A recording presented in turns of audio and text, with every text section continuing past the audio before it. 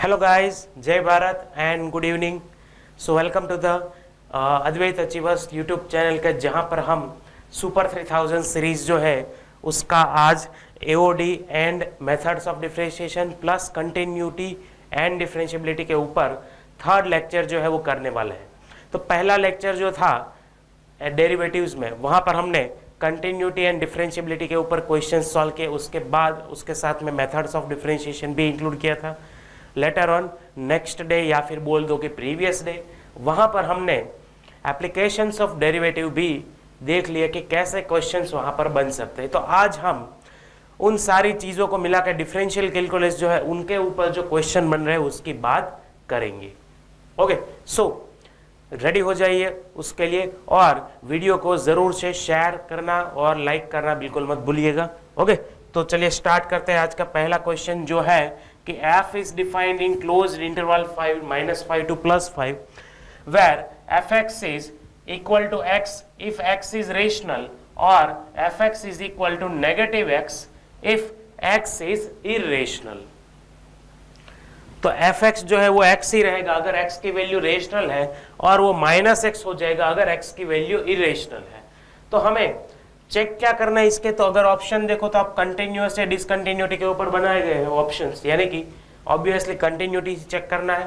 कहाँ पर चेक करना है, तो दो ऑप्शन में देखो एवरीवेयर है और बाकी के दो ऑप्शन में एक्सेप्ट जीरो है। तो पर्टिकुलरली हमें क्या करना पड़ेगा, जीरो के ऊपर भी चेक करना पड़ेगा और बाकी जनरल भी चेक करके देना पड़ेगा। तो लेट सी जो है वो कोई ना कोई एक रेशनल नंबर है, मान लो सी एक रेशनल नंबर है, तो उसके आसपास कंटिन्यूटी चेक कर अगर की जाए तो देखो होगा क्या कि एफ ऑफ सी का वैल्यू क्या होगा, सी हो जाएगा, क्योंकि सी रेशनल है तो एफ एक्स अगर रेशनल है तो f x equal to x के according f of c equal to c हो जाएगा।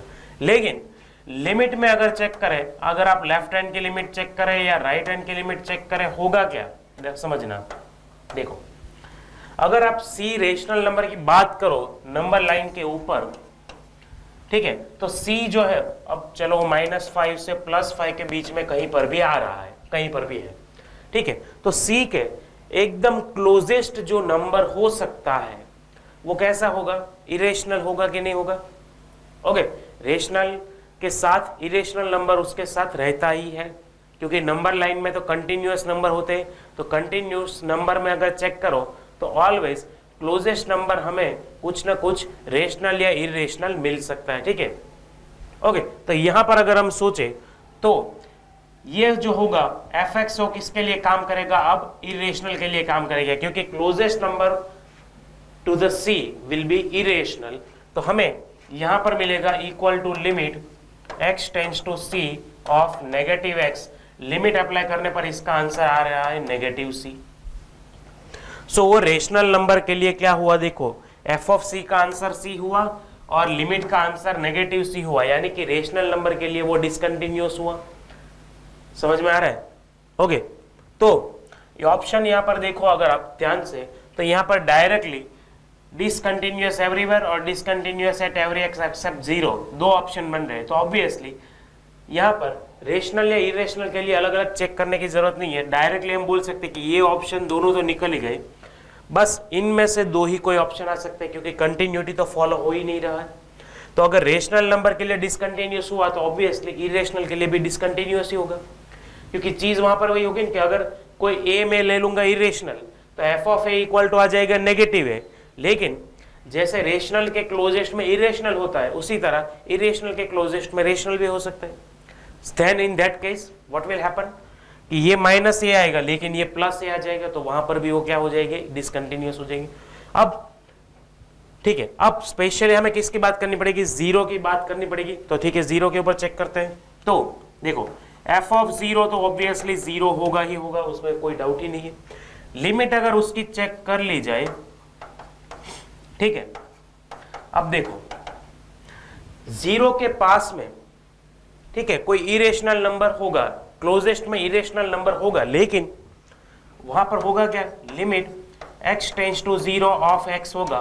तो जीरो की अगर लिमिट लगा दी जाए तो इरेशनल है, फिर भी -0 तो बोल नहीं सकते, होता तो जीरो ही है अल्टीमेटली। तो समझ में आ रहा है। अल्टीमेटली तो क्या होगा, यहाँ पर देखो माइनस एक्स आएगा, लेकिन लिमिट अप्लाई करने पर तो जीरो ही बनेगा। तो एफ ऑफ जीरो भी जीरो हुआ, लिमिट भी जीरो हुआ, यानी कि फंक्शन क्या हुआ, एक्सेप्ट जीरो डिसकंटिन्यूअस हुआ, यानी कि बी ऑप्शन जो है वो करेक्ट हो गया। समझ में आ रहा है कि नहीं आ रहा क्वेश्चन यहाँ पर?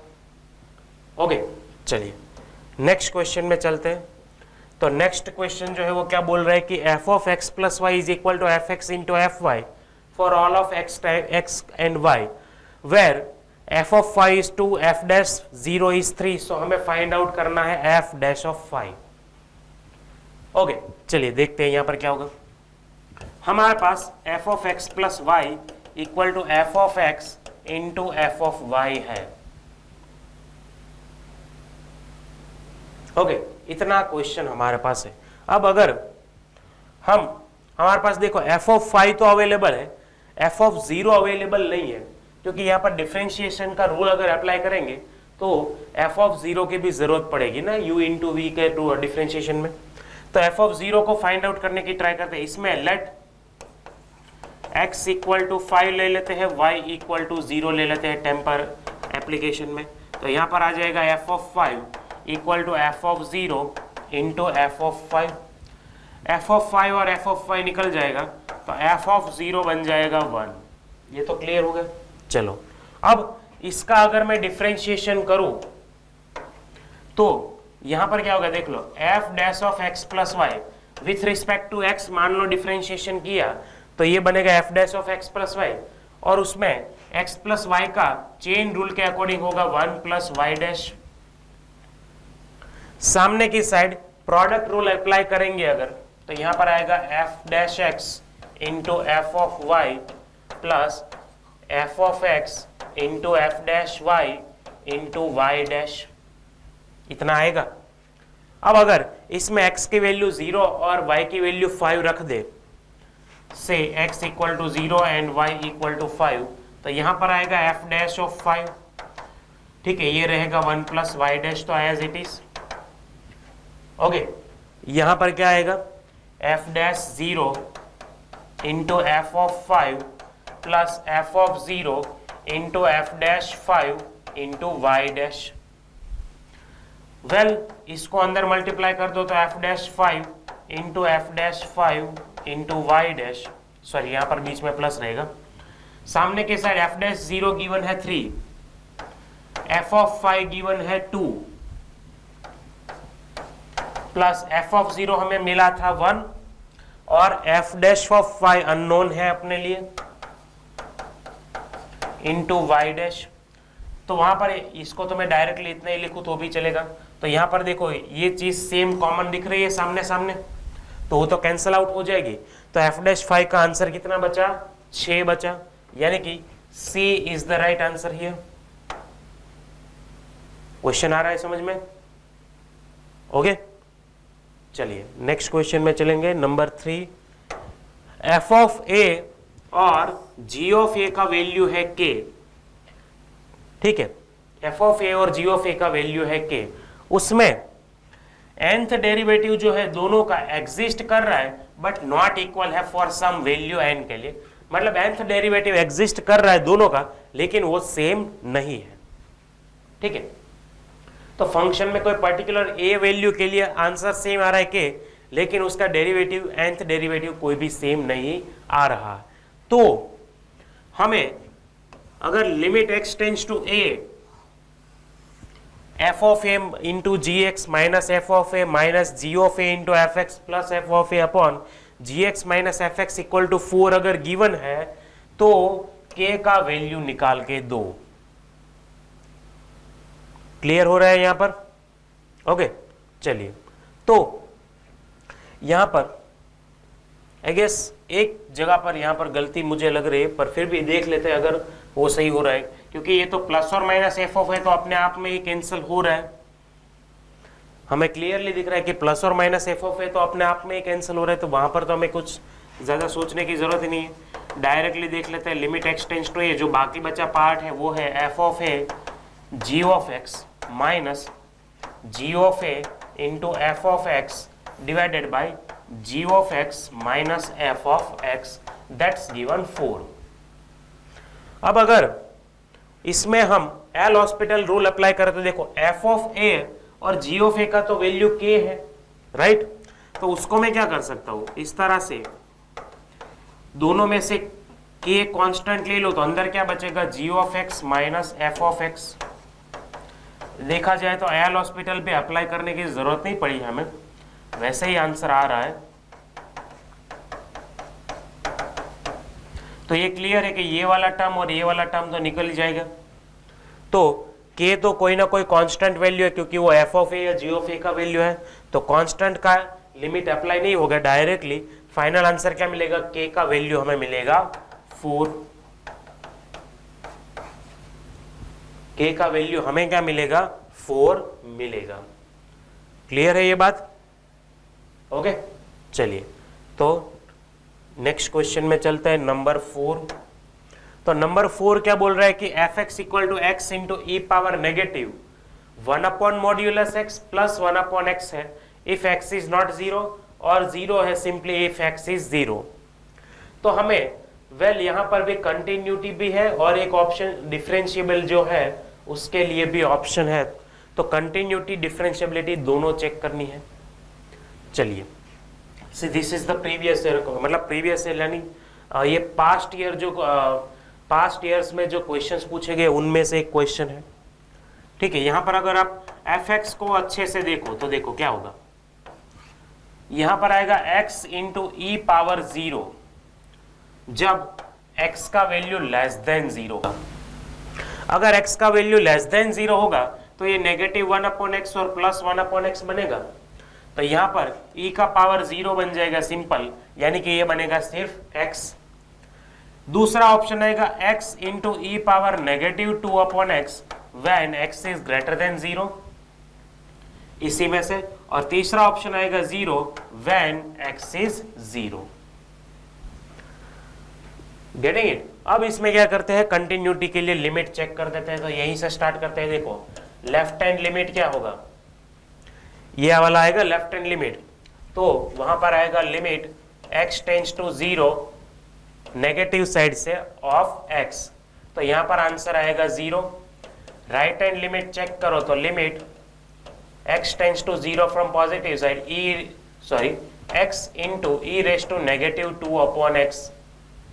चलो अब यहां पर अगर x का लिमिट आप अप्लाई करो, दिखेगा क्या आपको, अगर इस टर्म को सिंप्लीफाई करो तो x अपॉन ई पावर 2 अपॉन एक्स दिखेगा।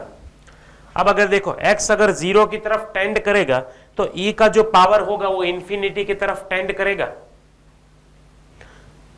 समझ में आ रहा है? और उसके साथ न्यूमरेटर क्या आ रहा है, 0 आ रहा है। तो डेफिनेटली न्यूमरेटर अगर 0 है, डिनोमिनेटर में अगर कोई भी इनफाइनाइट नंबर भी है तो लिमिट उसका क्या आता है, 0 आता है। तो LHL और RHL तो 0 है, फंक्शन की खुद की वैल्यू भी 0 के ऊपर 0 ही है। तो हम बोल सकते हैं कि f ऑफ 0 LHL और RHL 0 है, RHL 0 है, तो f is continuous at everywhere. चलो कॉन्टिन्यूअस तो है, ठीक है, मतलब ये ऑप्शन निकल गया। और नाइदर डिफरेंशिएबल नॉर कंटिन्यूअस वो भी निकल गया। तो बचा क्या अपने लिए, continuous, differentiable, continuous, not differentiable वाला बचा। तो differentiable for x equal to 0 हमें बस अब चेक करना है, क्योंकि अगर यहां पर डिफरेंशिएबल है तो हर एक में डिफरेंशिएबल हो ही जाएगा। ओके, तो डिफरेंशिएबल 0 के ऊपर चेक करते हैं। चलिए, तो फिर से एफ एक्स अगर नोट करो तो वो क्या था आपके लिए, x था, फिर x into e raise to negative 2 upon x था और 0 था। x लेस देन 0 था, x ग्रेटर देन 0 था और इक्वल टू 0 था। अब यहां पर हम क्या करेंगे, सिंपल सा है, डिफरेंशिएबिलिटी के लिए लेफ्ट हैंड डेरिवेटिव और राइट हैंड डेरिवेटिव को चेक करते हैं। चलो लेफ्ट हैंड डेरिवेटिव, तो limit x tends to 0 minus, यहां पर डेरिवेटिव का रूल क्या लगता है, f x minus F of 0 upon x minus 0। Okay, तो limit x tends to 0 negative f x यानी कि x, एफ ऑफ 0 तो 0 ही है, और यहां पर भी x माइनस 0, तो डेरिवेटिव आएगा 1, left hand derivative 1। Right hand derivative check करते हैं, limit x tends to 0 from positive side fx minus F of 0 upon x minus 0। तो limit x tends to 0 from positive side x into e raise to minus 2 upon x ही रहेगा, इतना ही आएगा ना। तो ये देखो ये x और ये x तो कैंसिल हो गया, लेकिन अगर हम सिंप्लीफिकेशन यहाँ पर देखें तो ये आ गया 1 अपॉन ई पावर 2 अपॉन एक्स। तो ये लिमिट x टेंड्स टू अगर इन्फिनिटी टेंड करेगा तो e का पावर इन्फिनिटी टेंड करेगा, यानी कि 1 अपॉन इन्फिनिटी जैसा टर्म बन रहा है। तो 1 अपॉन इन्फिनिटी आंसर क्या आएगा, लिमिट का 0। तो जैसे जैसे x इन्फिनिटी की तरफ टेंड करेगा ये पूरा टर्म कहां पर टेंड करेगा, 0 की ओर। तो फाइनली लिमिट आएगा इसका 0। तो लेफ्ट हैंड डेरिवेटिव आया 1, राइट हैंड डेरिवेटिव आया 0। दैट इज क्लियर मीन कि फंक्शन जो है वो डिफरेंशिएबल नहीं है 0 के ऊपर। C is the right option here. Okay, चलिए नेक्स्ट क्वेश्चन में चलते हैं। तो नेक्स्ट क्वेश्चन जो है वो क्या है हमारे पास, yes here it is. F x जो है वो एक्स पावर एन है, तो हमें इस टर्म का वैल्यू निकाल कर देना है। ठीक है, चलो एफ ऑफ 1 चाहिए, एफ डैश 1 चाहिए, एफ डबल डैश 1 चाहिए, एफ ट्रिपल डैश 1 चाहिए, एफ एन टाइम डैश 1 चाहिए। ओके, चलिए तो सिंपल सी चीज है, एफ एक्स अगर एक्स पावर एन है तो एफ ऑफ 1 तो 1 ही होगा, उसमें तो किसी को डाउट नहीं है। ओके, अभी एफ डैश एन अगर एफ डैश एक्स निकालो तो n x power n minus 1 आएगा। तो एफ डैश 1 कितना आएगा भाई, एन आएगा। समझ में आ रहा है? उसी तरह फर्दर एफ डबल डैश अगर एक्स निकालो तो n into n minus 1 x power n minus 2, और एफ डबल डैश 1 का वैल्यू आएगा n into n minus 1। Further इसको कंटिन्यूअस आगे कर दो तो f n time dash x अगर ले लो तो आएगा n n minus 1 n minus 2 up to 1 into x power 0, इतना आएगा ना। और इसमें अगर x की जगह पर 1 रख दो तो ये रहेगा पूरा, ये पूरा क्या बना, अप टू n फैक्टोरियल बना ना। तो ये भी n फैक्टोरियल, ये भी क्या बना, मतलब इंटू एक्स पावर 0, वो तो 1 ही होता है, यहां पर भी आएगा वो n फैक्टोरियल। ओके, तो अब सारी वैल्यूज हमें देखो यहाँ पर जो मैं अंडरलाइन कर रहा हूँ, वो सारी वैल्यूज हमें मिल चुकी है इसमें सब्स्टिट्यूट करने के लिए। तो उसको वहां पर अप्लाई अगर कर ले हम, देखो एफ ऑफ 1 का वैल्यू है 1, समझना, माइनस एफ डैश 1 का वैल्यू है n, और यहां पर है 1 फैक्टोरियल, यानी कि n upon 1 factorial, plus F double dash 1 का वैल्यू है n इंटू एन माइनस 1, तो n into n minus 1 upon 2 factorial, minus f triple dash 1 अगर आएगा तो वो n into n minus 1 into n minus 2 upon 3 factorial, ऐसा कुछ बना होगा। Okay, plus up to minus 1 का पावर n का वैल्यू क्या है पता नहीं है, तो उसको एज इट इज रख देते हैं। ठीक है, एफ डैश n कितना आएगा, एफ डैश n टाइम्स कितना आएगा, n factorial upon n factorial तो है ही। तो एक्चुअली में ये पूरा टर्म क्या बना, देखो आप ध्यान से देखो, तो ये n अपॉन 1 है, ये n into n minus 1 upon 2 factorial है, तो मैं इसको बोल सकता हूँ nc2, इसको बोल सकता हूँ nc3, इसको बोल सकते हैं ncn, तो इसको बोल सकते हैं nc1 और इसको बोल सकते हैं nc0। तो यहाँ पर आएगा nc0, ये बना nc1, ये nc2 minus nc3 up to minus 1 का पावर n इंटू ncn, इतना टर्म बना। अभी इसका सम हमें निकालना है। तो देखो हम इतना तो जानते हैं भाई कि 1 प्लस एक्स का पावर n अगर है तो इसका एक्सपांशन क्या होता है, binomial expansion nc0 nc1 into x, ठीक है, nc2 x square plus up to ncn x power n। अगर इसमें x की जगह -1 डाल दे तो यहाँ पर तो आएगा 0, सामने के साइड क्या रिजल्ट बनेगा, देखो nc0, ये बनेगा minus nc1 plus nc2 minus nc3 plus up to ये रहेगा -1 की पावर n ncn। ठीक है, ये सेम रिजल्ट बना देखो यहां पर प्रीवियसली कि नहीं बना? दैट मीन्स कि इसका आंसर क्या आएगा? डेफिनेटली 0 ही आएगा। सो हम बोल सकते हैं कि D that is the right option here. Clear है क्वेश्चन यहां पर? ओके, चलिए नेक्स्ट क्वेश्चन में चलते हैं। तो नेक्स्ट क्वेश्चन जो हमारे पास है वो क्या है कि x is equal to e raise to y plus e raise to y plus up to infinity, यानी कि ये जो e के पावर में जो जा रहा है एक्सपोनेंशियल जो आ रहा है वो टर्म इनफाइनाइट तक जा रहा है। तो हमारे पास फिर से लिख देते हैं x इक्वल टू है e raise to y plus e raise to y plus e raise to y plus up to infinity times. Well यहाँ पर बहुत ही सिंपल सी चीज़ है, अगर मैं इस पार्ट को सिलेक्ट करूँ, टोटल तो वैसे पावर में इनफाइनाइट तक जा रहे हैं, तो एक आध दो को मैं अगर इधर उधर कर दूँ तो किसी को दिक्कत नहीं होगी, किसी को भी बुरा नहीं लगता ना वहां से। तो इस टर्म को मैं क्या बोल सकता हूँ? x के जैसे इक्वल बोल सकता हूँ। अगर आप ध्यान से देखो तो ओरिजिनली ये x के इक्वल है, तो फाइनली क्या होगा? x is equal to e raise to x plus y जैसा हो जाएगा। ठीक है, यहाँ पर लॉग लेने पर दोनों side log x is equal to आ जाएगा x plus y into log e होता है 1। डेरिवेटिव करने पर सिंपल है 1/x is equal to x plus Y dash या फिर dy बाई डी एक्स। तो dy बाई डी एक्स यहाँ पर क्या बनेगा? सॉरी, यहाँ पर x का डेरिवेटिव आएगा 1, तो dy बाई डी एक्स यहाँ पर क्या बनेगा? 1/x माइनस 1, यानी कि 1 minus x upon x, 1 minus x upon x, यानी कि C is the right option here.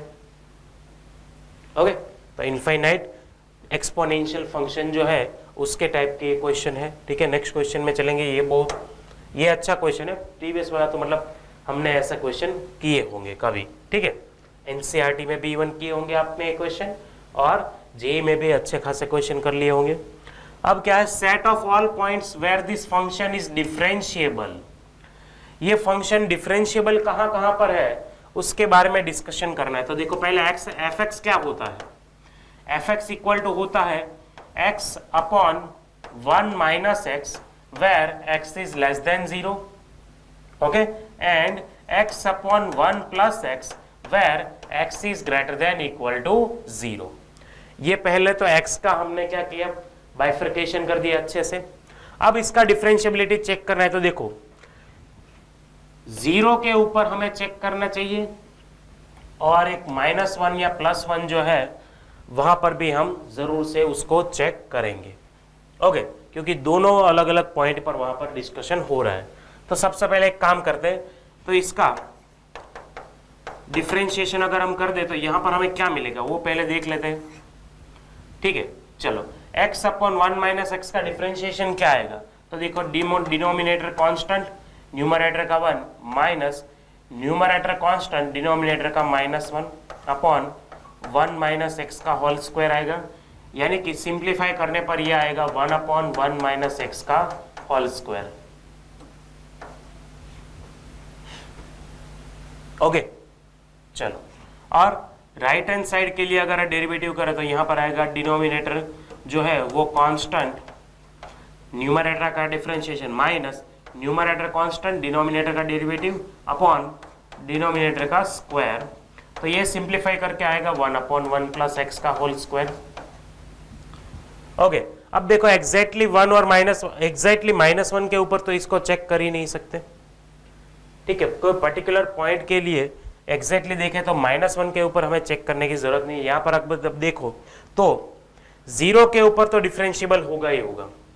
अगर मैं f डैश 0 करूं तो यहां पर भी आएगा 1 और नीचे भी आएगा 1, तो x लेस देन 0 के लिए भी और ग्रेटर देन इक्वल टू 0 के लिए भी। ठीक है, तो बेसिकली 0 के ऊपर तो डिफरेंशिएबल हो रहा है। ठीक है, 0 के ऊपर क्या हो रहा है? डिफरेंशिएबल हो रहा है। दूसरी चीज देखो तो मॉड्यूलस ऑफ x प्लस 1 कभी भी 0 नहीं हो सकता, मॉड्यूलस ऑफ x प्लस 1 कभी भी 0 नहीं हो सकता। तो -1 के ऊपर भी हमें चेक करने की जरूरत नहीं है, क्योंकि मॉड्यूलस x कभी -1 बनेगा ही नहीं। सो डायरेक्टली 0 के ऊपर चेक करें तो सब वहां पर डिफरेंशिएबल हो रहा है।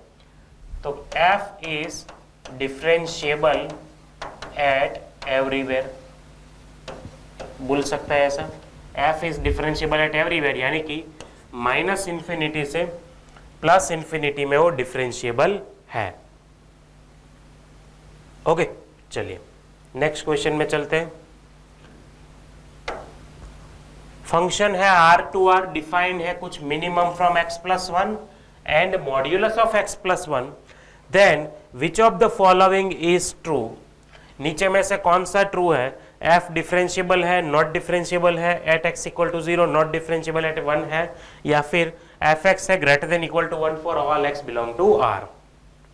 तो पहले ये वाला फंक्शन का ग्राफ अगर हम बनाएं, ठीक है, ये मान लो अपनी कोऑर्डिनेट एक्सिस है। अब x+1 का अगर आप ग्राफ बनाओ, x+1 का ग्राफ अगर आप बनाओ तो y = x+1 अगर आप समझो, ठीक है, तो उसमें क्या होगा? जब x 0 होगा तब y होगा, y होगा 1, x जब 0 होगा तब y 1 होगा, और जब y 0 होगा तब x होगा -1। यानी कि अपना ग्राफ कुछ इसका ऐसा बनता होगा। ये क्या है? x+1 है। और मॉड्यूलस ऑफ x+1 का ग्राफ कैसे बनेगा? तो मॉड्यूलस x जो है वो तो 0 होगा ही नहीं, सीधी बात है। ओके, तो अगर हम ले ले y = modulus of x+1, okay, तो जब मॉड्यूलस x का वैल्यू 0 होगा या फिर x का वैल्यू 0 होगा तो y का वैल्यू हो जाएगा 1, और बाकी के केस में क्या रहेगा?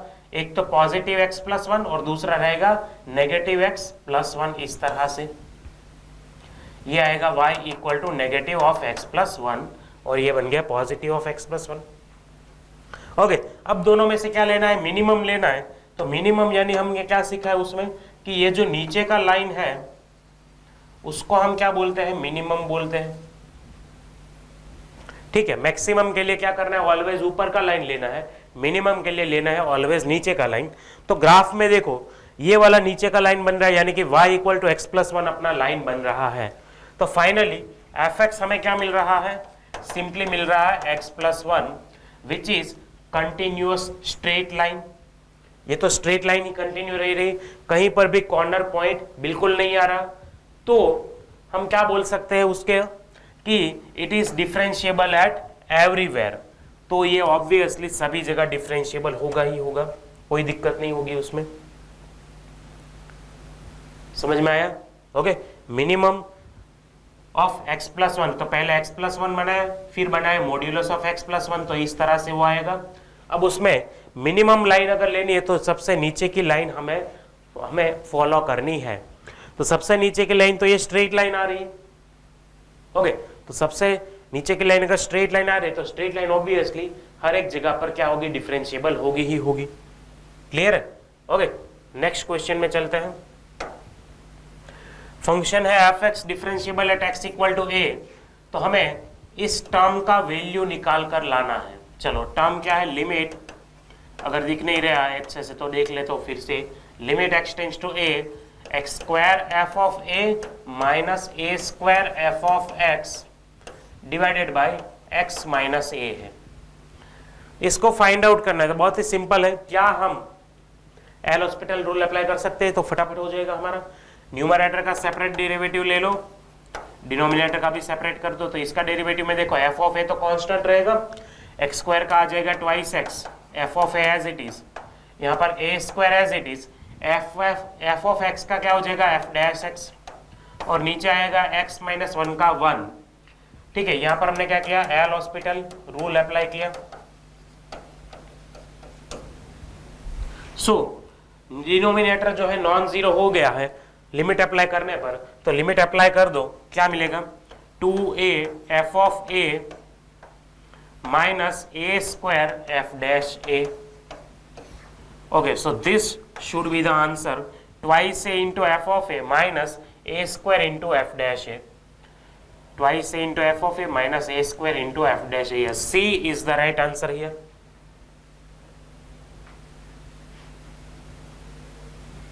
आ रहा है समझ में? ओके, नेक्स्ट क्वेश्चन में चलते हैं। अब यहां पर क्या करना है? एप्लीकेशन ऑफ डेरिवेटिव के क्वेश्चन में हम आ चुके हैं। यहां पर हमें क्या करना है, मैक्सिमम डिस्टेंस निकालना है ओरिजिन का point on the curve x equal to a sin t minus b sine a t upon b और y इक्वल टू है a cos t minus b cos a t upon b से। तो origin का इस curve के ऊपर के किसी पॉइंट के साथ मिनिमम डिस्टेंस जो है, सॉरी मैक्सिमम डिस्टेंस जो है वो निकालना है। ओके, चलिए देखते हैं क्या होगा। तो एक काम करते हैं, ओरिजिन का इस पॉइंट के साथ डिस्टेंस जो है उसको हम फंक्शन बना ले अगर, तो डिस्टेंस हमारा क्या आ जाएगा, उसको हम बोल दे एफ ऑफ एफ, तो वो क्या आ जाएगा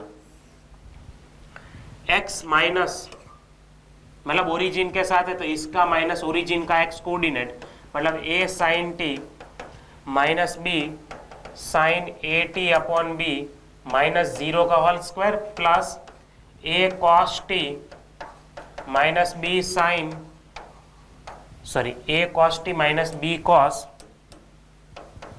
ए टी अपॉन बी माइनस 0 का होल स्क्वायर आएगा इस तरह से।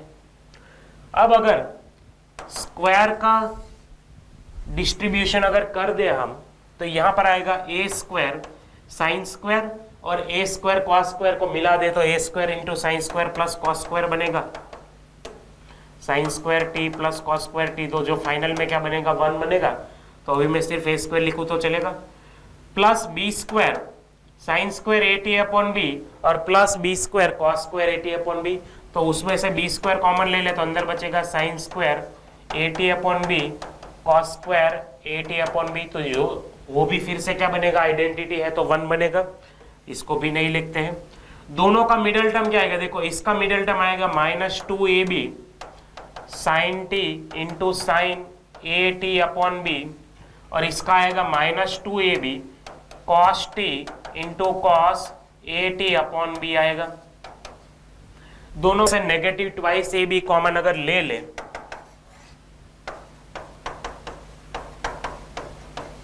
तो अंदर बचेगा cos alpha cos beta plus sine alpha sine beta जैसा टर्म, तो जिसका फाइनल सिंप्लीफिकेशन क्या होता है, कॉस अल्फा माइनस बीटा जैसा होता है। आया ना, समझ में आया ये कहां से लिया हमने। अंदर क्या बचेगा, माइनस 2ab कॉमन लेने पर cos alpha cos beta plus sine alpha sine beta, जो एक्सप्रेशन इक्वल है कॉस अल्फा प्लस बीटा के, sorry cos alpha minus beta के। अब ये हमारा फंक्शन बन रहा है t का, किसका फंक्शन बन रहा है, t का फंक्शन बन रहा है। इसको क्या बनाना है, हमें मैक्सिमम बनाना है। तो देखो a स्क्वायर और प्लस बी स्क्वायर तो मैक्सिमम अपने आप में हमें कांस्टेंट वैल्यू है। अभी इस टर्म को अगर पूरे आंसर को अगर मैक्सिमम बनाना है तो इस नेगेटिव वाले टर्म को क्या बनाना पड़ेगा, मिनिमम बनाना पड़ेगा। आपके पास कोई अगर नंबर है कांस्टेंट नंबर, उसमें से आप कितना सब्ट्रैक्ट करोगे तो आपका आंसर मैक्सिमम बचेगा, तो ऑब्वियसली सब्ट्रैक्ट करने का वैल्यू मिनिमम होना चाहिए। तो यानी कि ये वैल्यू हमारा मिनिमम रहना चाहिए। ओके, समझना। तो अब देखो cos x जो है वो तो ऑलवेज -1 से +1 में बिलोंग करता है। अभी x की जगह अगर मैं t minus a t upon b डाल दूं तो उससे क्या फर्क पड़ता है, बिल्कुल नहीं पड़ता। तो इसका मिनिमम वैल्यू कितना हो गया, -1 हो गया। तो डिस्टेंस मैक्सिमम के लिए, maximum of F of T के लिए इसका टर्म क्या डालना पड़ेगा, -1 डालना पड़ेगा, यानी कि a square plus b square minus 2ab into -1, ये बनाएगा यहाँ पर प्लस 2ab। ठीक है, इसको क्या बोलेंगे, under root of a plus b का होल स्क्वायर, यानी कि modulus of a plus b आएगा। तो देख लो यहाँ पर मैक्सिमम डिस्टेंस क्या आएगा, modulus of a plus b या फिर simply a plus b. Okay, both greater than 0 है तो मॉड्यूलस दोनों का रिमूव कर सकते हैं। a प्लस बी अपने आप में पॉजिटिव ही रहेगा। क्लियर हो रहा है क्वेश्चन। ओके, इस f ऑफ t को मैक्स बनाने के लिए, ये तो कांस्टेंट वैल्यू है, तो सब्ट्रैक्शन जो हो रहा है वो वेरिएबल है, तो वो सब्ट्रैक्शन कैसा होना चाहिए, मिनिमम होना चाहिए। उसके लिए cos का मिनिमम वैल्यू कितना आता है, -1, वो सब्स्टिट्यूट हमने यहां से कर दिया। Got it. ओके, चलो नेक्स्ट क्वेश्चन जो है वहां पर चलते हैं। तो क्या बोल रहा है कि 2a + 3b + 6c = 0 है, तो क्वाड्रेटिक इक्वेशन जो है ax square plus b x plus c equal to 0, उसके कितने रूट है, उसके रूट के ऊपर यहां पर क्वेश्चन बनाए। वैसे देखा जाए तो ऐसा क्वेश्चन हमने क्वाड्रेटिक में भी किया होगा, ठीक है। तो यहां पर क्या बोल रहे हैं कि एटलीस्ट 1 रूट है 0 से 1 में, एटलीस्ट 1 रूट है 2 से 3 में, एटलीस्ट 1 रूट है 4 से 5 में, या फिर नन ऑफ दिस। ओके, चलो हमारे पास है ax square plus b x plus c equal to 0।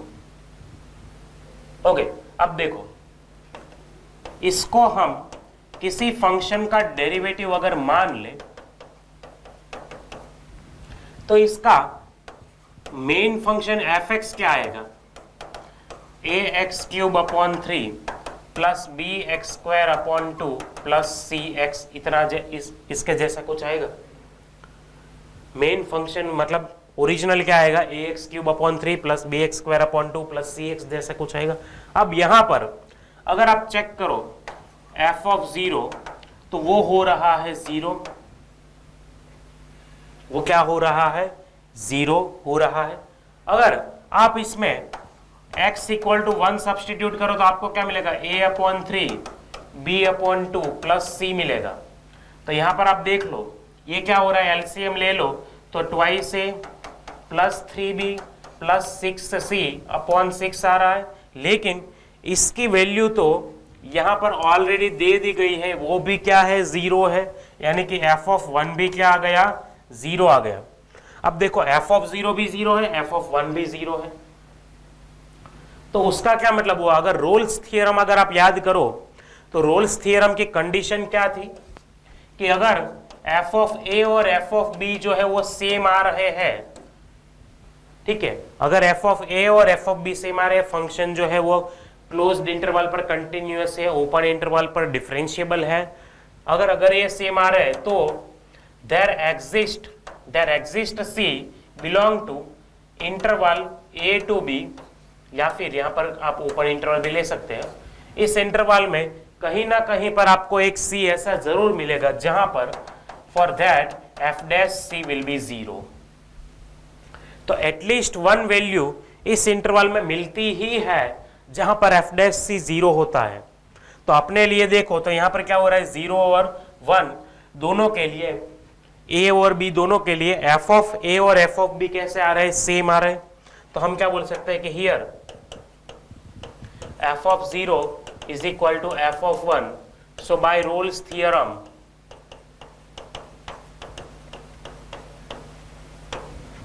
there exist at least one c belong to 0 to 1 for which f dash c will be 0. अभी f डैश सी एग्जैक्टली क्या होगा भाई, मतलब c नहीं, हम यहां पर c के जगह पर कोई ना कोई अल्फा यूज कर लेते, तो कोई एक अल्फा तो एटलीस्ट वहां पर होगा ही कि जिसके लिए f डैश अल्फा 0 होगा। f डैश अल्फा यानी कि f डैश x क्या है, ax square plus b x plus c. तो हम बोल सकते हैं कि यहां पर a alpha square plus b alpha plus c will be 0। तो अल्फा क्या मिलेगा, एटलीस्ट 1 मिलेगा बिटवीन 0 टू 1, यानी कि रूट 1 मिलेगा बिटवीन 0 टू 1। ओके, तो हम क्या बोल सकते हैं कि एटलीस्ट 1 रूट जो है वो 0 से 1 में लाई करेगा। कहां लाई करेगा, वो 0 से 1 में डेफिनेटली लाई करेगा, क्योंकि एटलीस्ट देखो वहां पर क्या हुआ, f ऑफ 0 भी 0 हुआ, f ऑफ 1 भी क्या हुआ, 0 हुआ। ओके, तो ऑब्वियसली वहां पर जो कॉर्ड होगी वो हॉरिजॉन्टल होगी, और हमारा जो f डैश c है वो भी क्या होगा, हॉरिजॉन्टल होगा, तो वहां से वो टर्न लेकर जा रहा होगा। ऐसा करता है ना हम।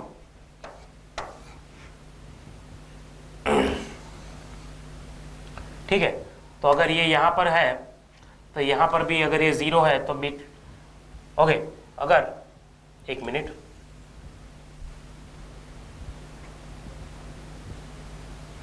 ओके, तो इतनी बात क्लियर है कि रोल्स थ्योरम यहां पर अप्लाई कैसे हो रहा है।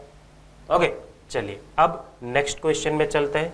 तो नेक्स्ट क्वेश्चन क्या है हमारा, का point on the parabola y square equal to 18x, ठीक है, एक पॉइंट इसके ऊपर है at which the ordinate increases, ordinate यानी कि y कोऑर्डिनेट, तो y कोऑर्डिनेट जो है वो इंक्रीज हो रहा है, यानी कि rate of increasing at twice the rate of abscissa, at twice the rate of abscissa. तो वो पॉइंट कौन सा है इनमें से वो पता लगाना है। चलिए बहुत ही सिंपल सा क्वेश्चन है, अपने पास y square equal to 18x है, विथ रिस्पेक्ट टू t अगर डिफ्रेंशिएशन कर दे तो 2y dy dt equal to 18 dx upon dt। अभी y dy बाई dt की जगह पर 2 times x dy by dx by dt लगा ले तो यहाँ पर आएगा 2 dx upon dt equal to 18 dx upon dt। You can say dx by dt will be cancel out और 2 और 2 will be cancel out, y का वैल्यू आएगा 9 अपॉन 2। अगर y का वैल्यू 9 अपॉन 2 है, इसको यहाँ पर डाल दो तो x का वैल्यू मिलेगा 9 इंटू 9 बाई 18, ठीक है, यानी कि एक मिनट, अच्छा 9 वाई स्क्वायर 9 बाई 2 यानी कि यहाँ पर आएगा 4, एक और बार 4 आएगा ना, ठीक है, तो ये क्या आएगा 9 अपॉन 8 आएगा, x का वैल्यू 9 अपॉन 8 आएगा, y का वैल्यू आएगा 9 अपॉन 2, यानी कि a will be the correct option here. Got it? Okay, चलिए, तो इस तरह से यहाँ पर आंसर मिल जाएगा हमें, सीधी सी बात है, बहुत ही मतलब इजी क्वेश्चन है ये, तो इसमें कुछ बिल्कुल हार्ड नहीं है। नेक्स्ट क्वेश्चन चलते हैं नंबर 13 के ऊपर। 13 नंबर में क्या बोल रहा है कि the normal to the curve, ये काउ के ऊपर नॉर्मल जो है वो एट द थीटा ऑलवेज कोई एक इनमें से फिक्स्ड पॉइंट में से पास होता है, तो फिक्स्ड पॉइंट कौन सा है वो पता लगाना है। चलो, तो सबसे पहले क्या करते हैं, नॉर्मल का इक्वेशन निकाल देते हैं for this curve at theta. चलो, तो d y upon d theta या फिर स्लोप ऑफ टेंजेंट अगर निकाले d y by d x कर देते हैं तो वो आ जाएगा d y upon d theta divide by d x upon d theta. इसका डेरिवेटिव आएगा ए इंटू कॉस थीटा और इसका डेरिवेटिव आएगा a into negative sine theta. A और ए गया तो स्लोप ऑफ टेंजेंट आया नेगेटिव कॉट थीटा, तो स्लोप ऑफ नॉर्मल उसको अगर बोल दे m तो वो क्या आ जाएगा -1 अपॉन नेगेटिव कॉट थीटा, यानी कि वो आएगा tan थीटा। नॉर्मल का स्लोप आएगा tan theta at theta equal to theta. Okay, अब यहां पर नॉर्मल का इक्वेशन अगर निकालें तो इक्वेशन ऑफ नॉर्मल क्या होगा, तो इक्वेशन ऑफ नॉर्मल अगर हम ढूंढे तो कुछ ऐसा दिखेगा कि y minus a sign theta, ये हमारा पॉइंट है, equal to m y minus y1 equal to m x minus x1 अंदर मल्टीप्लाई कर दो तो a माइनस ए और माइनस ए कॉस थीटा आएगा। ओके, अब ये इक्वेशन ऑफ नॉर्मल है, ये कहां से पास होता है इसके लिए भी आप चेक कर सकते हैं, या फिर इसको पहले सिंप्लीफाई करके बाद में भी आगे बढ़ सकते हो। मान लो इसको साइन कॉस में कन्वर्ट कर दो तो ये क्या बनेगा, देखो y into cos theta minus a into sin theta cos theta. Sin theta multiply कर दो तो x into sin theta minus a sign theta minus a sign theta cos theta. ये नेगेटिव और ये नेगेटिव टर्म सामने cancel, तो अपने पास बचा y into cos theta equal to sine theta common निकालने पर x माइनस ए, यानी कि इसको यहां पर ले जाने पर ये बन जाएगा tan थीटा। तो y equal to tan theta into x minus a, ये क्या है अपना इक्वेशन ऑफ नॉर्मल बना। अब ये कहां से पास होता है तो बस आपको चेक करना है रैंडमली, पहला पॉइंट ले लो a कॉमा ए, तो a इक्वल टू क्या आएगा 0 आएगा, तो पहला पॉइंट नहीं आएगा। LHS RHS इक्वल बनाना, ठीक है, 0 कॉमा ए ले लो, x का वैल्यू 0 y का वैल्यू a, तो a equal to negative a tan theta आएगा, जो भी इक्वल नहीं होगा वो भी कैंसल। दोनों साइड 0 ले लो तो 0 इक्वल टू क्या आएगा नेगेटिव ए tan थीटा, जो भी सही नहीं होगा, तो a कॉमा 0 सही होना चाहिए। चेक करो एक बार, x का वैल्यू a y का वैल्यू 0, तो 0 equal to 0 into tan theta once again 0, यानी कि D is the correct option here. Clear हो रहा है यहां से क्वेश्चन? ओके, नेक्स्ट क्वेश्चन में चलते हैं। तो नेक्स्ट क्वेश्चन जो है वो क्या बोल रहे हैं कि area of the greatest rectangle that can be inscribed in the ellipse x square upon a square plus y square upon b square equal to 1। तो एक स्टैंडर्ड इलिप्स दिया गया है विथ सेंटर एज ओरिजिन। अब वहां पर हमें इसमें ग्रेटेस्ट जो रेक्टेंगल इंस्क्राइब हो सकता है उसके बारे में बात करनी है। तो सिंपल सी चीज है, एक इलिप्स हम बना देते हैं यहाँ पर, चाहे शेप थोड़ा अच्छा नहीं बनेगा लेकिन अंडरस्टैंड करने के लिए इनफ होगा आई गेस। ठीक है, चलेगा ये शेप। ओके, अब यहाँ पर देखो, अगर हम इसमें एक रेक्टेंगल बनाए कुछ इस तरह से, ठीक है, तो रेक्टेंगल के ये जो वर्टाइसिस है A B C and D, ठीक है, अब ये हमें क्या करना है, greatest area of the greatest rectangle, area के बारे में बात करनी है रेक्टेंगल की। तो रेक्टेंगल का सीधी सी बात है, एरिया क्या होता है? ओके, उसका एरिया होता है लेंथ इनटू ब्रेथ।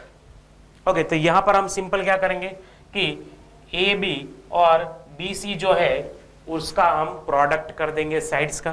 तो देखो, रेक्टेंगल के ऊपर के इलिप्स के ऊपर के किसी भी पॉइंट के जनरल कोऑर्डिनेट क्या आएंगे, a cos theta and b sin theta आएंगे।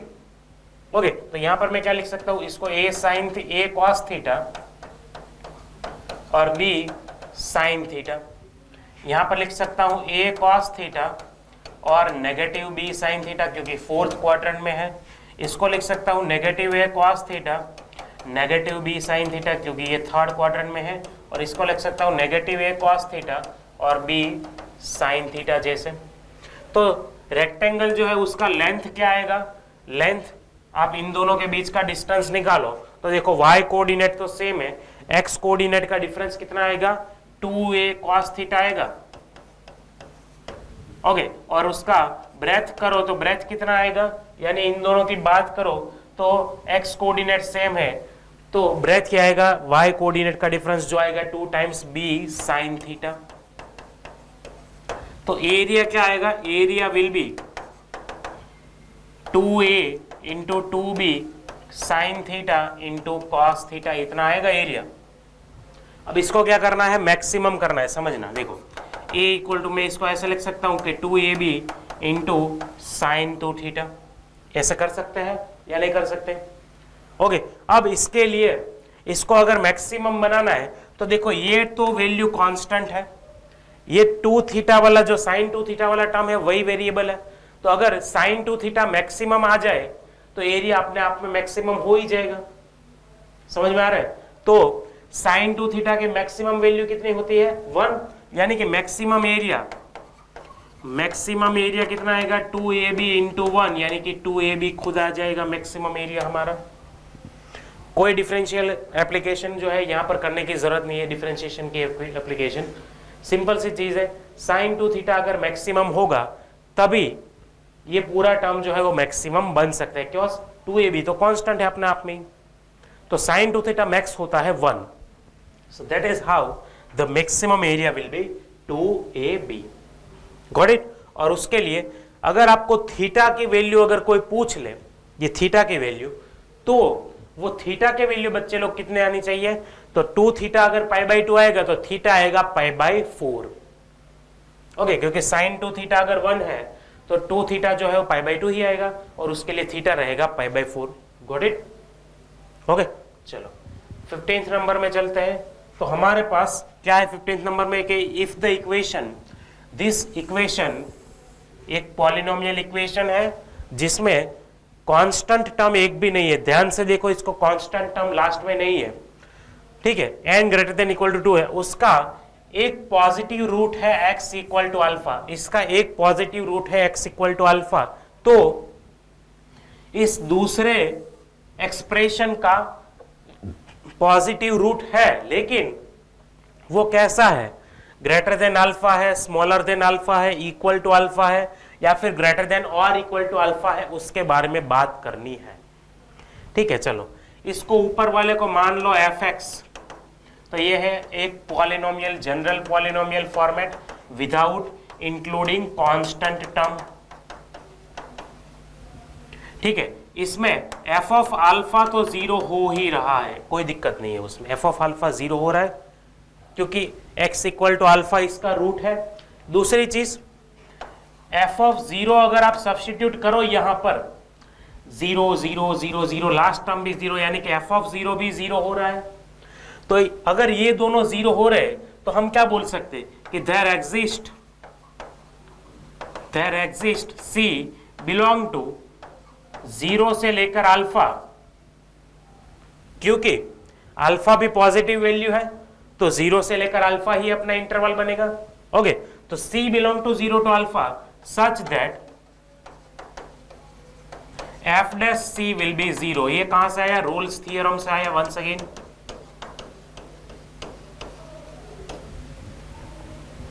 ओके, तो 0 से अल्फा में कोई ना कोई ऐसा C एग्जिस्ट जरूर करेगा जहां पर f डैश C जो है वो 0 हो रहा है, यानी कि f डैश x जो है उसकी अगर हम बात करें, इसका डेरिवेटिव की बात करें तो वो क्या आ जाएगा? n a n x power n minus 1 plus n minus 1 a of n minus 1 x power n minus 2 plus up to last में आएगा a1। तो इसका डेरिवेटिव, इसके लिए कोई ना कोई c, इसके लिए कोई ना कोई c ऐसा मिलेगा ही कि f डैश c क्या होगा? 0, यानी कि एक रूट कहाँ बिलोंग करता है? 0 से अल्फा में बिलोंग करता है। So one root lies between 0 to alpha. तो ऑब्वियसली अगर इसके में कोई रूट लाई कर रहा है, ठीक है, इसमें अगर कोई रूट जो है वो लाई कर रहा है तो ऑब्वियसली वो लेस देन अल्फा आएगा। कैसा आएगा? लेस देन अल्फा, यानी कि स्मॉलर देन अल्फा आएगा। इवन इक्वल टू अल्फा भी नहीं आएगा, क्योंकि अगर आप इसमें अल्फा सब्स्टिट्यूट करो ना तो a1 अपना कांस्टेंट टर्म बाकी रह जाएगा। ठीक है, इसमें कांस्टेंट टर्म बाकी रहता है तो इसके अल्फा सब्स्टिट्यूट करने पर 0 बिल्कुल भी नहीं आ रहा। तो रूट कैसा होगा? स्मॉलर देन अल्फा होगा। क्लियर है? नेक्स्ट क्वेश्चन नंबर 16 में चलते हैं। तो क्या बोला गया है कि a lizard at an initial distance of 21 centimetre behind an insect. Okay, ये एक हॉरिजॉन्टल लाइन है, यहां पर हमारा पॉइंट ए है, वहां पर इंसेक्ट है, और पॉइंट बी जो है यहां पर हमारा लिजर्ड है। ठीक है, इन दोनों के बीच का डिस्टेंस कितना है? 21 है। ए बी का डिस्टेंस है हमारा 21 सेंटीमीटर। अब ये इंसेक्ट जो है वो मूव कर रहा है, सॉरी एक मिनट, लिजर्ड, ओके, वो मूव कर रही है रेस्ट में से एक्सेलरेशन ऑफ 2 सेंटीमीटर पर second square to pursue the insect. ये लिजर्ड जो है इसका एक्सेलरेशन कितना आ रहा है? 2 सेंटीमीटर पर सेकंड स्क्वायर, इसको खाने के लिए। Which is crawling uniformly along a straight line at the speed of 20 centimetre पर सेकंड। तो ये इंसेक्ट क्या कर रहा है? ये यहां से फॉरवर्ड मूवमेंट कर रहा है at the speed of 20 centimetre पर सेकंड के। ओके, अब कंडीशन समझो, एक इंसेक्ट है, एक लिजर्ड है। कंडीशन जब हमारे नोट की गई उस टाइम दोनों के बीच का डिस्टेंस था 21 सेंटीमीटर। अब लिजर्ड जो है वो रेस्ट से 2 सेंटीमीटर पर सेकंड पर एक्सेलरेट करती है इस इंसेक्ट को खाने के लिए। उस टाइम इंसेक्ट का जो फॉरवर्ड स्पीड है वो 20 सेंटीमीटर पर सेकंड है। तो लिजर्ड को इंसेक्ट कैच करने में कितना टाइम लगेगा वो पता लगाना है।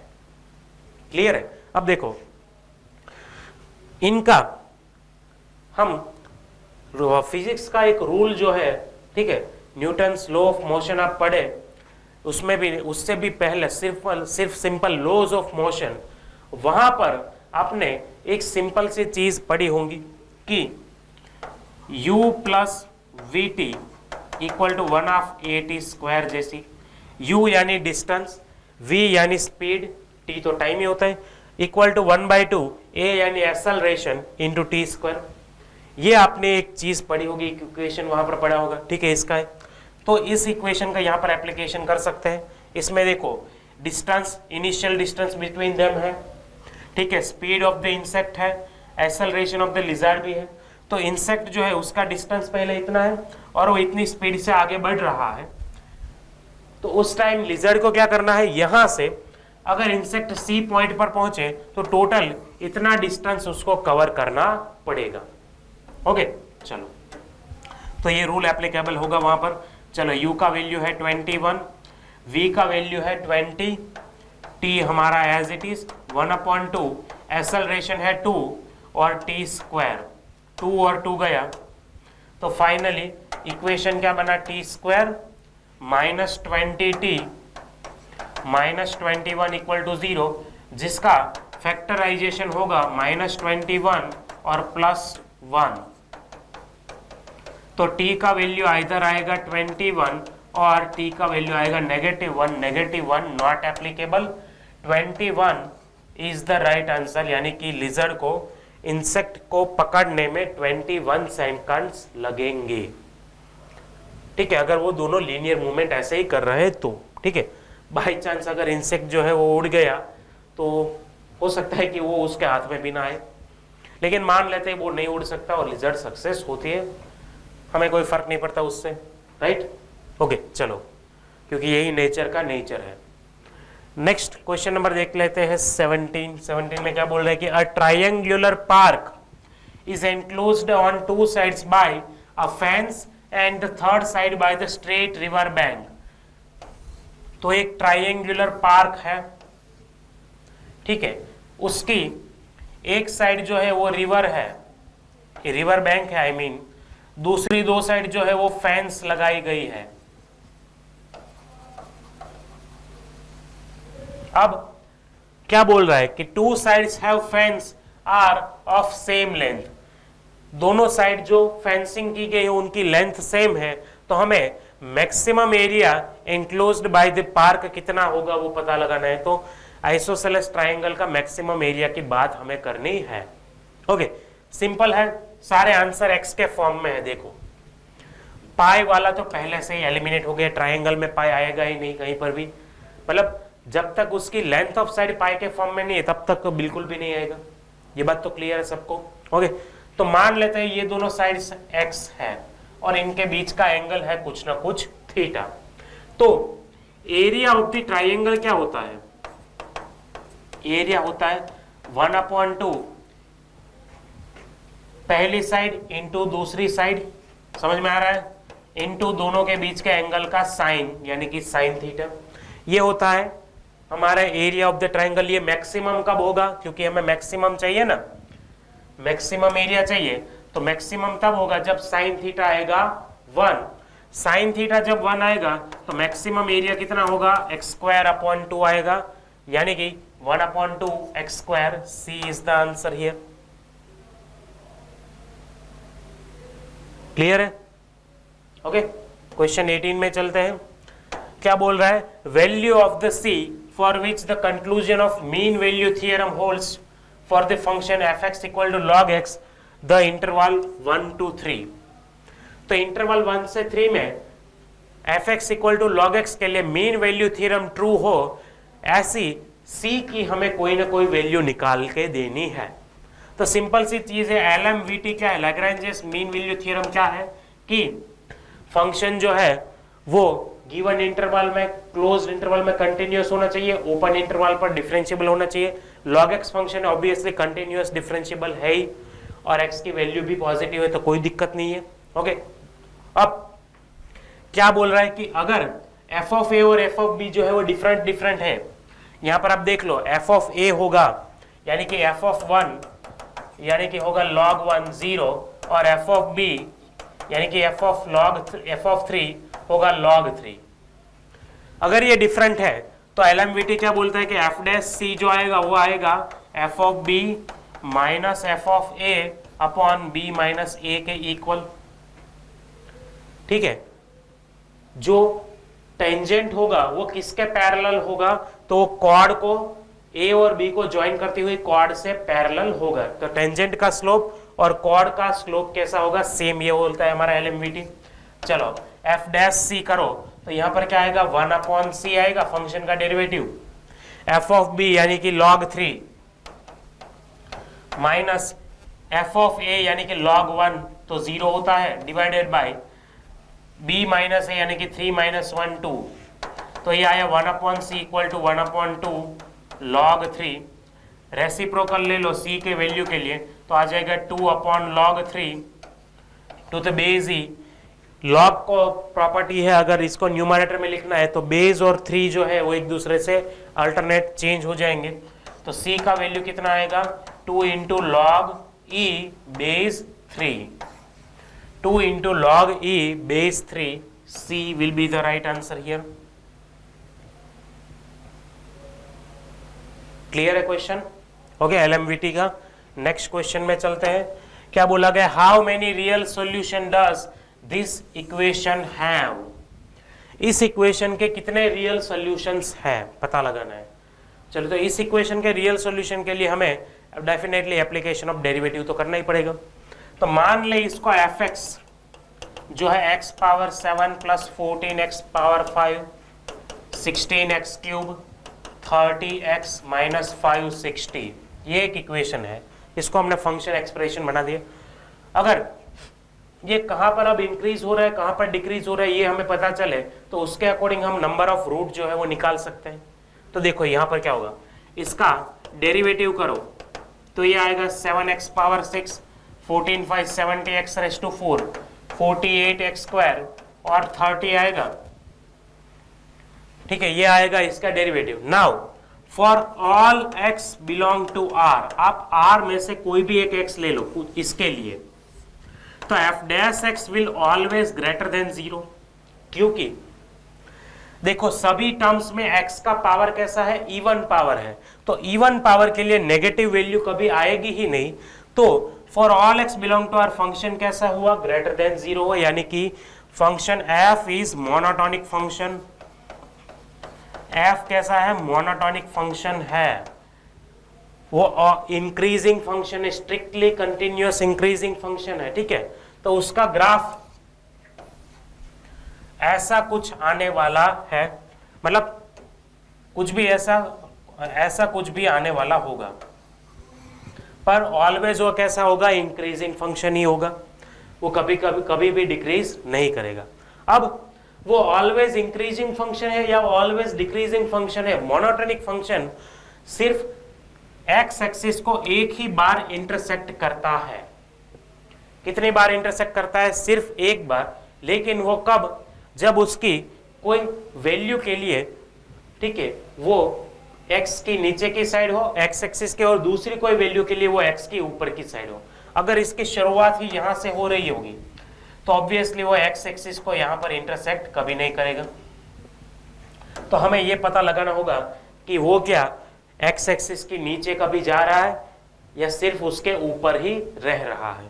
ठीक है, तो इसके लिए बहुत ही सिंपल सी चीज है, हम करेंगे limit x tends to infinity of fx को चेक। अगर x की वैल्यू पॉजिटिव इंफिनिटी के नजदीक ले जाए, पॉजिटिव इंफिनिटी के नजदीक अगर ले जाए तो fx क्या डिराइव करता है, तो देखो x की वैल्यू अगर इंफिनिटी डाल दे तो ये पॉजिटिव इंफिनिटी की ओर अप्रोच कर रहा है। समझ में आ रहा है? ठीक है, क्योंकि पावर तो ऑड है लेकिन पॉजिटिव वैल्यू है, तो सारे बड़ी से बड़ी वैल्यू कैसे आएगी, पॉजिटिव ही आएगी। तो अगर x इंफिनिटी की ओर अप्रोच कर रहा है, टेंड कर रहा है, तो fx भी इंफिनिटी की ओर टेंड कर रहा है, यानी कि इसका आंसर आएगा नियरली इंफिनिटी। अगर x की वैल्यू नेगेटिव इंफिनिटी की ओर अगर हम अप्रोच कराए, टेंड कराए, तो x की वैल्यू अगर नेगेटिव इंफिनिटी की ओर अगर टेंड कराए तो उस टाइम क्या होगा, यहां पर नेगेटिव वैल्यू का पावर 7, ये नेगेटिव वैल्यू का पावर 5, नेगेटिव वैल्यू का पावर 3, नेगेटिव वैल्यू का पावर 1, तो सारी वैल्यूज वो कैसी रहेगी, नेगेटिव रहेगी, और नेगेटिव 560 भी है। तो अल्टीमेट आंसर कैसा आएगा, ऑलवेज नेगेटिव आएगा। अगर वो इंफिनिटी की ओर टेंड करेगा तो ये आंसर रहेगा नेगेटिव इंफिनिटी। तो अल्टीमेटली अब क्या कंक्लूजन है, जब x नेगेटिव इंफिनिटी की ओर टेंड करेगा तो फंक्शन जो है वो नीचे की ओर टेंड करेगा, नेगेटिव इंफिनिटी की ओर, और जब ये पॉजिटिव इंफिनिटी की ओर टेंड करेगा तो फंक्शन भी ऊपर की ओर टेंड करेगा, मतलब पॉजिटिव इंफिनिटी की ओर। दैट मीन्स ये एटलीस्ट एक बार तो एक्स एक्सिस को इंटरसेक्ट जरूर करेगा। तो एक्स एक्सिस को जहां पर भी इंटरसेक्ट करता है वही उसके रूट होते हैं। तो नंबर ऑफ रियल रूट कितने आए, 1 आए। एक ही बार वो एक्सिस को इंटरसेक्ट करेगा, क्योंकि एक तो मोनोटोनिक फंक्शन है, दूसरा माइनस इंफिनिटी से प्लस इंफिनिटी आंसर बना रहा है। क्लियर है क्वेश्चन? ओके, चलिए आगे के क्वेश्चन में चलते हैं। क्या बोल रहा है कि फंक्शन R टू R है, f x define x less than equal to -1 के लिए k माइनस 2x से और ग्रेटर देन 1 के लिए 2x प्लस 3 से, उसका लोकल मिनिमम है x इक्वल टू -1 पर। लोकल मिनिमम कहां पर है, x इक्वल टू -1 पर। तो पॉसिबल वैल्यू ऑफ k पता लगानी है। अब देखो, पहली बात तो ये देखो कि ये फंक्शन जो होगा वो डिफरेंशिएबल नहीं होगा। अब देख सकते हो, क्योंकि k तो कोई कांस्टेंट है। अगर मैं डिफरेंशिएशन करूं तो इसका लेफ्ट हैंड डेरिवेटिव जो आएगा वो -2 आएगा, जबकि राइट हैंड डेरिवेटिव +2 आएगा। मतलब फंक्शन डिफरेंशिएबल तो बिल्कुल भी नहीं है। लेकिन हम मैक्सिमम मिनिमम में इतना तो पढ़े कि कोई फंक्शन अगर डिफरेंशिएबल नहीं है फिर भी एटलीस्ट उसका हम मैक्स या मीन वैल्यू पॉसिबल है तो निकाल सकते हैं। जैसे मॉड्यूलस एक्स का भी हम मैक्सिमम या मिनिमम वैल्यू निकाल सकते थे। अगर एफ एक्स इक्वल टू हमारे पास मॉड्यूलस एक्स है, तो मॉड्यूलस एक्स का अगर आप ग्राफ देखो तो इस तरह से कुछ आएगा, ये ओरिजिन के ऊपर। तो f x equal to modulus x का मिनिमम वैल्यू क्या आएगा, 0, जबकि मैक्सिमम वैल्यू हम नहीं निकाल सकते। समझ में आ रहा है? तो यहां पर भी कुछ ऐसा ही बन रहा होगा, कॉर्नर पॉइंट बन रहा होगा। तो डिफरेंशिएबल नहीं होगा लेकिन मिनिमम वैल्यू बन रहा होगा। तो अब देखो, ये अपना एक्स एक्सिस और वाई एक्सिस कोऑर्डिनेट सिस्टम हो गया। ओके, अब देखो x इक्वल टू -1 के ऊपर ये फंक्शन पूरा कैसा है, मिनिमम है। तो x इक्वल टू अगर मैं -1 यहां पर बनाऊं तो x इक्वल टू -1 के ऊपर 2x प्लस 3 का वैल्यू क्या आएगा, 1 आएगा। तो x इक्वल टू -1 के ऊपर ये वैल्यू आएगा 1। अब यहां से ये ऊपर की ओर जाना चाहिए और लेफ्ट हैंड साइड वाला पार्ट भी ऊपर से नीचे की ओर आना चाहिए, तभी तो ये मिनिमम वैल्यू बनेगा। अगर ऐसा बन रहा है तभी ये मिनिमम होगा ना, अदरवाइज तो मिनिमम हो ही नहीं सकता। अगर मान लो ये वाला लाइन ऐसे है तो वो मिनिमम नहीं हो सकता ना। ठीक है, चलो यहां पर वो मिनिमम बन रहा है। अब वो मिनिमम बन रहा है तो उस टाइम उसका मिनिमम वैल्यू आना कितना चाहिए, 1 आना चाहिए। समझ में आ रहा है कि नहीं आ रहा, ख्याल आ रहा है? ओके, तो मतलब कि f ऑफ -1 का वैल्यू एग्जैक्टली कितना आना चाहिए, 1 आना चाहिए। ये बात समझ में आई कि अभी भी नहीं आई? ये कहां से 1 लाए, तो हमने इसमें ये वाला जो पार्ट है उसमें 1 डाल दिया। अच्छा, यहां पर मतलब मेरे ख्याल से लिखने में गलती हुई, क्योंकि ये -1 की लेफ्ट साइड, यहां पर भी -1 ही आना चाहिए। ओके, चलो, तो वरना तो बीच के पार्ट में डिफाइन ही नहीं हो रहा है फंक्शन, ऐसा होगा। ये प्रिंटिंग मिस्टेक है, ठीक है, उसको एडिट कर देना। अब इसका वैल्यू -1 होगा और इसका भी वैल्यू होगा -1 के लिए इसका वैल्यू 1 होगा। तो इसका भी वैल्यू अगर 1 होगा तभी वो मिनिमम वैल्यू वहां पर अटेंड करेगा, क्योंकि दोनों वहीं पर मिल रहे होंगे। तो f ऑफ 1 होगा f ऑफ -1 का वैल्यू होगा 1। f ऑफ -1 यानी कि क्या आएगा, k into k minus 2 -1 equal to 1, यानी कि k प्लस 2 इक्वल टू 1। तो k का वैल्यू आएगा -1। Option c will be the correct answer. समझ में आया कैसे निकाला है हमने? एक मिनट,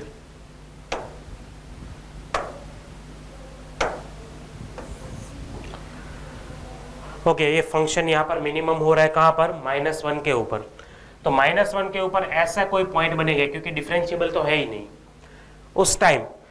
ये पार्ट जो है ये भी 1 होगा और ये पार्ट भी होना चाहिए 1, तभी वो मिनिमम वैल्यू बनेगा।